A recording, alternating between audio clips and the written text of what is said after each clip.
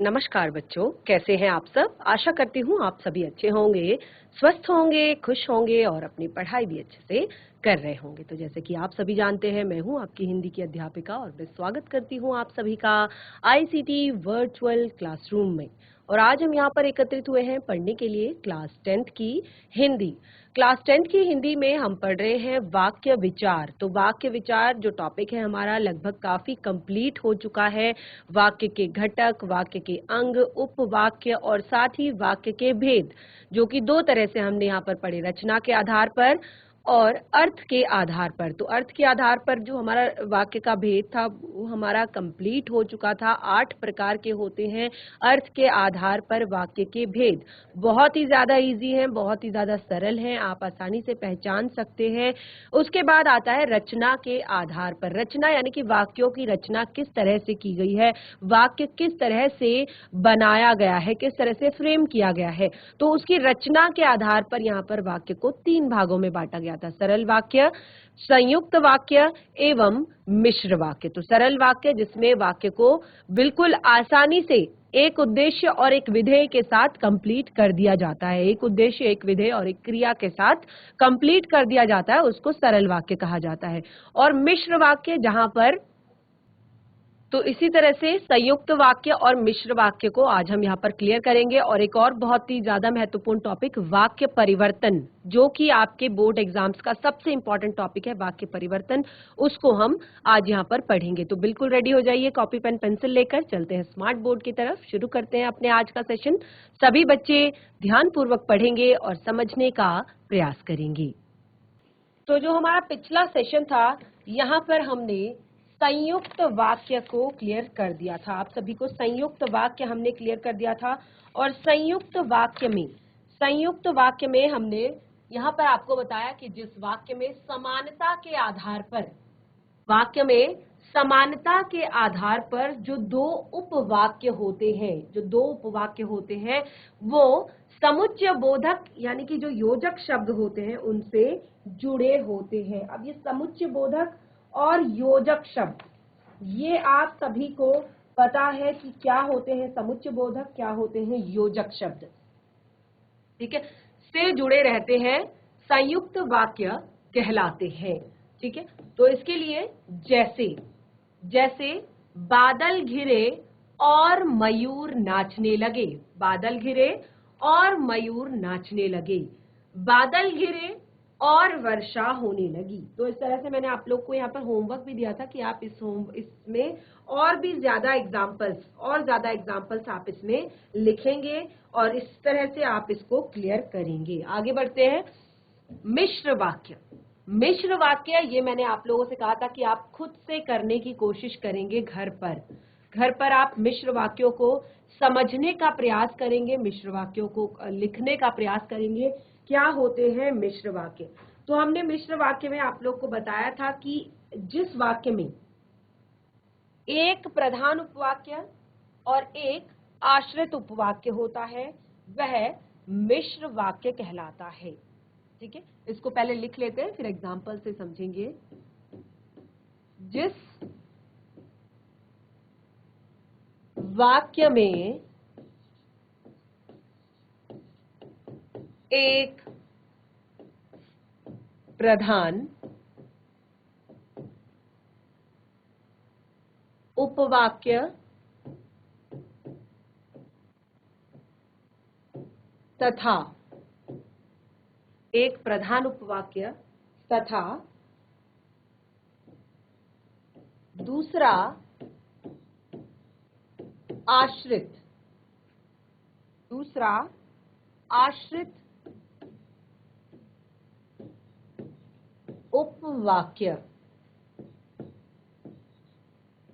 दूसरा आश्रित उपवाक्य हो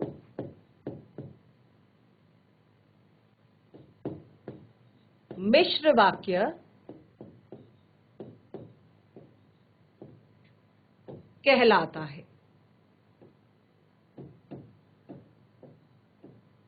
मिश्र वाक्य कहलाता है यानी कि जिसमें एक प्रधान उपवाक्य हो तथा दूसरा आश्रित उपवाक्य हो, मिश्र वाक्य कहलाता है।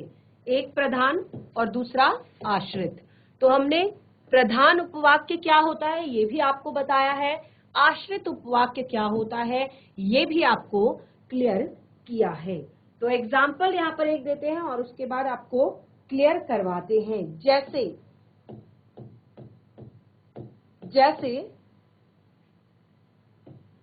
सभी जानते हैं कि तुम अच्छे विद्यार्थी हो।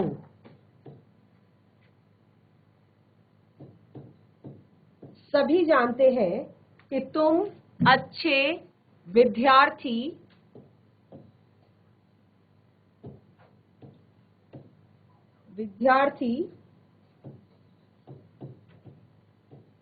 हो। ठीक है, तो अब देखिए हमने कहा कि सभी जानते हैं कि तुम अच्छे विद्यार्थी हो। ठीक है, ये हमने यहाँ पर लिख दिया। अब हमने यहाँ पर कहा कि इसमें एक क्या होता है, प्रधान उपवाक्य होता है और एक आश्रित उपवाक्य होता है। और देखिए प्रधान उपवाक्य जो होता है उसको हम अगर अकेले भी बोलें, अगर हम उसको स्वतंत्र रूप से भी अगर उसका प्रयोग करें तो वो सार्थक अर्थ देता है। लेकिन जो आश्रित उपवाक्य होता है वो प्रधान उपवाक्य के बिना अपना अर्थ नहीं दे पाता है। तो जैसे सभी जानते हैं कि तुम अच्छे विद्यार्थी हो, वाक्य में सभी जानते हैं शब्द क्या है, प्रधान उपवाक्य है। प्रधान उपवाक्य, सभी जानते हैं आपका प्रधान उपवाक्य है और तुम अच्छे विद्यार्थी हो, तुम अच्छे विद्यार्थी हो आश्रित उपवाक्य क्या है, आश्रित उपवाक्य। सभी जानते हैं कि तुम अच्छे विद्यार्थी हो में सभी जानते हैं प्रधान उपवाक्य है और कि तुम अच्छे विद्यार्थी हो ये आपका आश्रित उपवाक्य है। और समुच्चय बोधक शब्द ने इन्हें दोनों को जोड़कर एक बना दिया। जो समुच्चय बोधक शब्द है उसने इन दोनों को जोड़कर एक बना दिया। देखिए कि सभी जानते हैं अलग वर्ड है कि तुम अच्छे विद्यार्थी हो, लेकिन जो समुच्चय बोधक शब्द है कि समुच्चय बोधक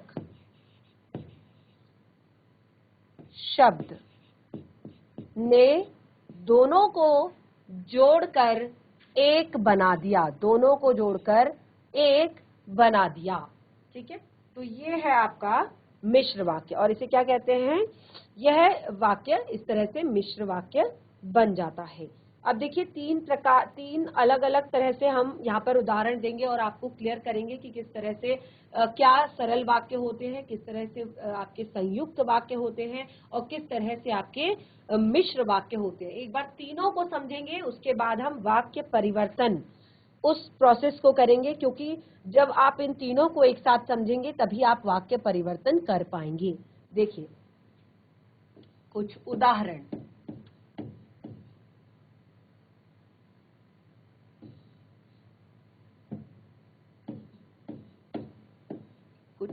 इस प्रकार हैं।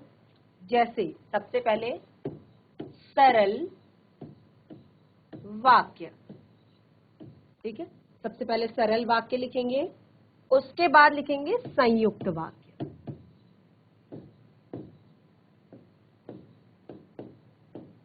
और अंत में लिखेंगे मिश्र वाक्य।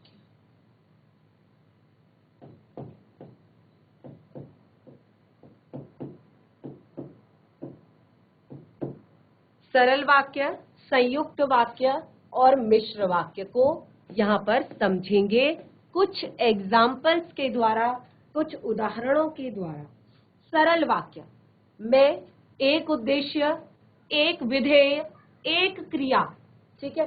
तो राम सो रहा है, राम सो रहा है, ठीक है। राम सो रहा है। और इसी तरह से यहां पर अगर हम संयुक्त वाक्य बनाएं, ठीक है, इस तरह से हम यहां पर संयुक्त वाक्य बनाएं इसमें, तो राम सो रहा है, मोहन पढ़ रहा है। राम सो रहा है, मोहन पढ़ रहा है। मिश्र वाक्य, मैंने देखा, मैंने देखा कि, मैंने देखा कि राम सो रहा है। मैंने देखा कि राम सो रहा है। इसी तरह से एक और एग्जाम्पल,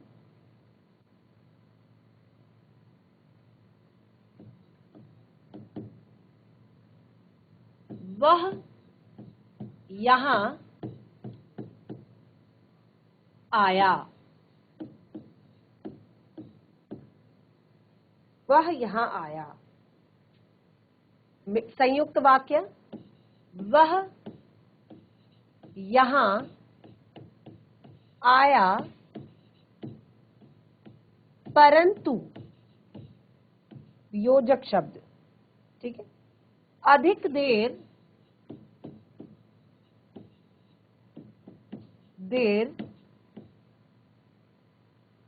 नहीं रुक सका, परंतु अधिक देर नहीं रुक सका। अब इसी को हम मिश्र वाक्य बनाएंगे। जब वह यहां आया,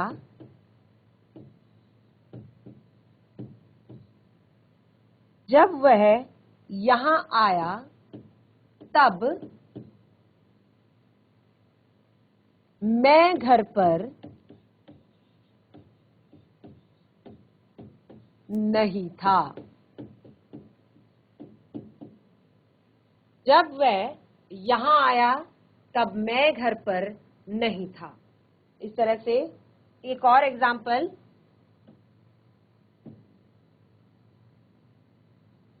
मैंने दो कविताएं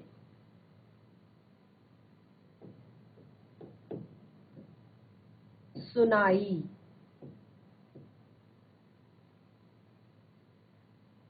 मैंने दो कविताएं सुनाई। तो देखिए, हमने कहा एक उद्देश्य, एक विधेय, एक क्रिया। तो यहां पर मैंने आपका उद्देश्य है, दो कविताएं विधेय है, सुनाई क्रिया है। तो इस तरह से इसको संयुक्त वाक्य कैसे बनाएंगे? मैंने दो कविताएं सुनाई,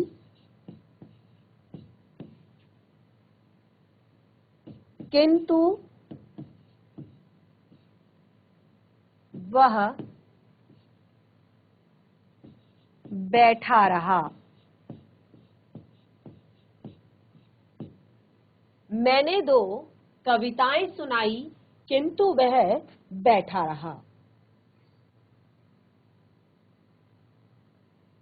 मिश्र वाक्य, मैंने दो कविताएं सुनाई जिन पर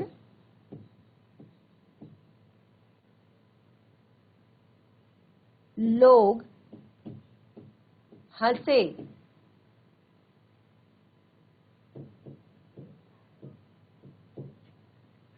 मैंने दो कविताएं सुनाई जिन पर लोग हंसे। तो अब आप देख सकते हैं यहाँ पर हमने तीनों एग्जाम्पल आपको दे दिए हैं। सरल वाक्य के एग्जाम्पल हमने दिए, संयुक्त वाक्य के एग्जाम्पल हमने दिए और साथ ही मिश्र वाक्य के एग्जाम्पल हमने दिए। तो आपने क्या देखा, सरल वाक्य में केवल उद्देश्य, विधेय और क्रिया, राम सो रहा है। लेकिन उसी को अगर संयुक्त वाक्य करें तो राम सो रहा है, मोहन पढ़ रहा है। राम सो रहा है, मोहन पढ़ रहा है। तो यहाँ पर समानता के आधार पर जो दो उपवाक्य हैं, राम सो रहा है और मोहन पढ़ रहा है, ठीक है। तो यहाँ पर और मोहन पढ़ रहा है, तो दोनों वाक्य समान हैं। यहाँ पर दो समान उपवाक्य हैं, ठीक है, दो समान उपवाक्य हैं। राम सो रहा है और मोहन पढ़ रहा है को हमने योजक शब्दों से जोड़ा है और राम सो रहा है और मोहन पढ़ रहा है। इसी तरह से अगला हमने यहाँ पर लिया सरल वाक्य, वह यहाँ आया।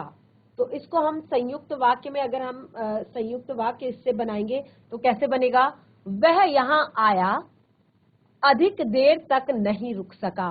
वह यहाँ आया, अधिक देर तक नहीं रुक सका। जो दोनों उपवाक्य हैं ये जुड़े हैं योजक शब्द द्वारा परंतु, ठीक है। इसी तरह से मैंने दो कविताएं सुनाई, मैंने दो कविताएं सुनाई, तो इसको संयुक्त वाक्य में बदलेंगे, मैंने दो कविताएं सुनाई किंतु, और किंतु, परंतु, लेकिन, ये सारे क्या है आपके योजक शब्द हैं।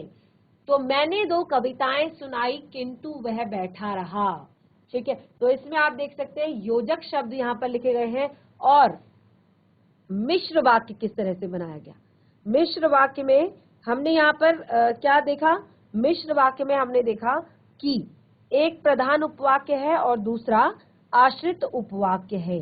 मैंने देखा, तो ये जो शब्द है आपका मैंने देखा, प्रधान उपवाक्य है कि राम सो रहा है। तो राम सो रहा है को और मैंने देखा को हमने यहाँ पर जोड़ा है समुच्चय बोधक शब्द से कि राम सो रहा है। जब मैं यहाँ आया, देखिए सॉरी, जब वह यहाँ आया, जब वह यहाँ आया तब मैं घर पर नहीं था। इस तरह से मैंने दो कविताएं सुनाई जिन पर लोग हंसे। तो इस तरह से सरल, संयुक्त और मिश्र तीनों वाक्य हमने यहाँ पर आपको क्लियर कर दिए हैं। अब हम वाक्य परिवर्तन संबंधी यहाँ पर बहुत ही महत्वपूर्ण टॉपिक हम यहाँ पर पढ़ेंगे, वाक्य परिवर्तन, ठीक है। वाक्य परिवर्तन,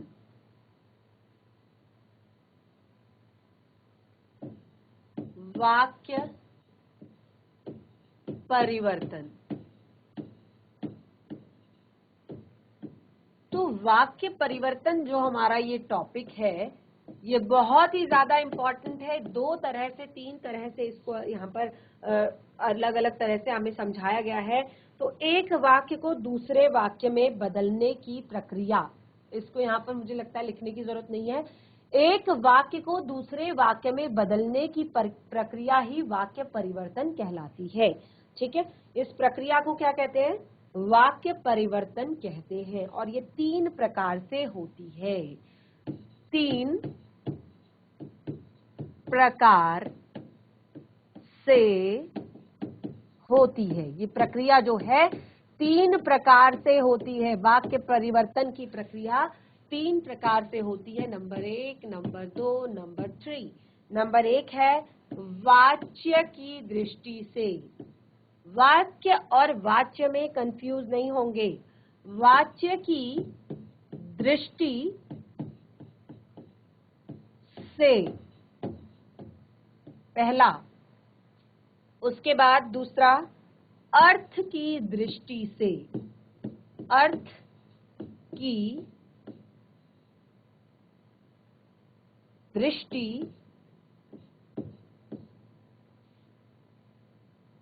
से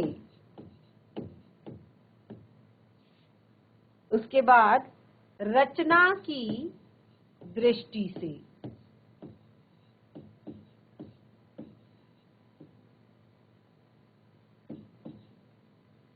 रचना की दृष्टि से। तो तीन तरह से हमने यहाँ पर वाक्य परिवर्तन सीखना है। सबसे पहले वाच्य की दृष्टि से, वाच्य की दृष्टि से, उसके बाद अर्थ की दृष्टि से, और उसके बाद आपका रचना की दृष्टि से। तो ये जो हमारा टॉपिक है वाच्य, ठीक है, वाच्य की दृष्टि से वाक्य परिवर्तन, कृतवाच्य को कर्मवाच्य में बदलना, कर्मवाच्य को भाववाच्य में बदलना, तो ये भी वाक्य परिवर्तन ही है, लेकिन ये वाच्य की दृष्टि से है, वाच्य की दृष्टि से है। तो इस टॉपिक को हम पूरा, ये हम एक अलग टॉपिक के रूप में लेंगे, इस टॉपिक को हम बाद में अपना कंटिन्यू करेंगे, ये हमारा पूरा अलग टॉपिक है। एक वाच्य ही आपका पूरा एक अलग टॉपिक है, हिंदी व्याकरण में आपका वाच्य पूरा एक अलग टॉपिक है, जो कि आपकी क्लास 10th का बहुत ही ज्यादा इंपॉर्टेंट टॉपिक है आपके एग्जाम की दृष्टि से, आपकी परीक्षाओं की दृष्टि से। तो इसके लिए इसको हम पूरे टॉपिक को पूरा अलग से पाठ के रूप में लेंगे। लेकिन आज जो हमने यहाँ पर वाक्य पढ़े हैं, तो वाक्य हमने दो टाइप से यहाँ पर पढ़े हैं। सबसे पहले हमने अर्थ के आधार पर वाक्यों के भेद पढ़े हैं, उसके बाद हमने रचना के आधार पर वाक्यों के भेद पढ़े हैं। तो अर्थ की दृष्टि से वाच्य परिवर्तन कैसे होता है, पहले उसको सीखेंगे, फिर उसके बाद रचना की दृष्टि से वाच्य परिवर्तन किस तरह, वाक्य परिवर्तन किस तरह से होता है, फिर उसको सीखेंगे। ठीक है, तो सबसे पहले हम सीखते हैं अर्थ की दृष्टि से वाक्य परिवर्तन। अर्थ की दृष्टि से वाक्य परिवर्तन कैसे होता है, आगे बढ़ते हैं, बिल्कुल नोट डाउन साथ के साथ करते रहेंगे। पहला, अर्थ की दृष्टि से वाक्य परिवर्तन,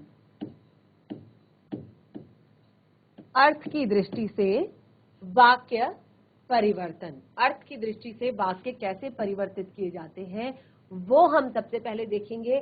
तो देखिए, अर्थ की दृष्टि से तो सबसे पहले वाक्य का भेद, वाक्य भेद, तो कितने टाइप के होते हैं अर्थ की दृष्टि से वाक्य, अर्थ की दृष्टि से वाक्य कितने टाइप के होते हैं, कितने प्रकार के होते हैं, वाक्य के कितने भेद होते हैं। अर्थ की दृष्टि से हमने 8 भेद आप लोगों को यहाँ पर बताए हैं। सबसे पहले विधानवाचक, निषेधवाचक, विस्मयवाचक, संदेहवाचक, आज्ञावाचक, संकेतवाचक, इच्छावाचक और प्रश्नवाचक। तो इसको हम एक वाक्य से, केवल एक वाक्य हम यहाँ पर लेंगे और उससे हम सारे के सारे जो भेद हैं उनको किस तरह से परिवर्तित किया जाता है। देखिए, एक वाक्य हम यहाँ पर लेंगे, क्योंकि ज्यादा अगर हम वाक्य लेंगे तो आप कंफ्यूज हो जाएंगे कि मैम उस वाक्य में ऐसा लिखा था, ये ऐसे कैसे हुआ। तो केवल एक वाक्य को हम यहाँ पर बताएंगे कि आप एक वाक्य को इन सभी में कैसे परिवर्तित कर सकते हैं, कैसे चेंज कर सकते हैं। तो सबसे पहला वाक्य भेद और वाक्य, ठीक है, वाक्य भेद है विधान वाचक। तो विधान वाचक वाक्य में क्या होता है, देखिए इसके लिए बच्चे आपको याद करनी पड़ेंगी चीजें, पढ़ना पड़ेगा। ऐसे नहीं कि आपने केवल कॉपी में नोट डाउन कर लिया है और हो गया, इसके लिए आपको याद करना पड़ेगा। तो सबसे पहले था हमारा भेद विधान वाचक। तो विधान वाचक में वाक्य को सामान्य कथन के रूप में बोल दिया जाता है, सामान्य कथन के रूप में कह दिया जाता है। तो वाक्य किस तरह से हम एक यहाँ पर लिखेंगे, रोहन काम करता है, रोहन काम करता है। ठीक है, अब इसी वाक्य को मुझे निषेध वाक्य में बदलना है, इस वाक्य को निषेध वाचक में बदलना है। तो निषेध वाचक में क्या बताया था, निषेध वाचक किसे कहते हैं, जहां पर वाक्य में नहीं का प्रयोग होता है। तो बहुत ही इजी, बहुत ही ज्यादा सरल, रोहन काम नहीं करता है। ठीक है, रोहन काम नहीं करता है। उसके बाद विस्मयादि बोधक, विस्मयादि बोधक,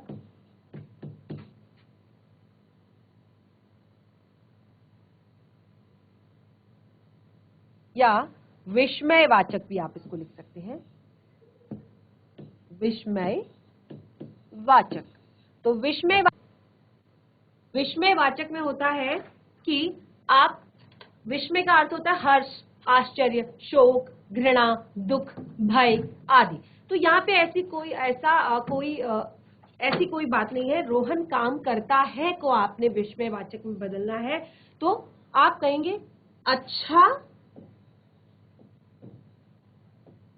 या अरे, अरे। ठीक है, ये दो शब्दों का प्रयोग आप कर सकते हैं। एक तो अच्छा, और देखिए विस्मयादि बोधक चिन्ह का प्रयोग जरूर करेंगे शब्द के बाद। अच्छा या अरे, अरे रोहन काम करता है।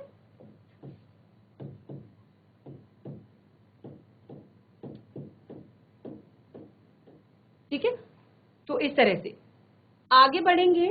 इसके बाद आता है संदेहवाचक। देखिए इसको आप इसके बाद के जितने भी भेद हैं, ये हमने 1, 2, 3, केवल 3 भेदों को यहाँ पर क्लियर किया है। आगे के जो 5 भेद हैं, संदेहवाचक, आज्ञावाचक, संकेतवाचक, इच्छावाचक, ये आपके लिए होमवर्क है। इसको आप फटाफट नोट डाउन करेंगे और उसके बाद आप होमवर्क में इससे वाक्य बदल कर लाएंगे। बिल्कुल वाक्य यही रहने वाला है आपका कि रोहन काम करता है, तो उसी को आपने प्रश्नवाचक बनाना है, उसी को आपने संदेहवाचक बनाना है, उसी को आपने आज्ञावाचक बनाना है, उसी को आपने इच्छावाचक और उसी को प्रश्नवाचक आपने बनाना है।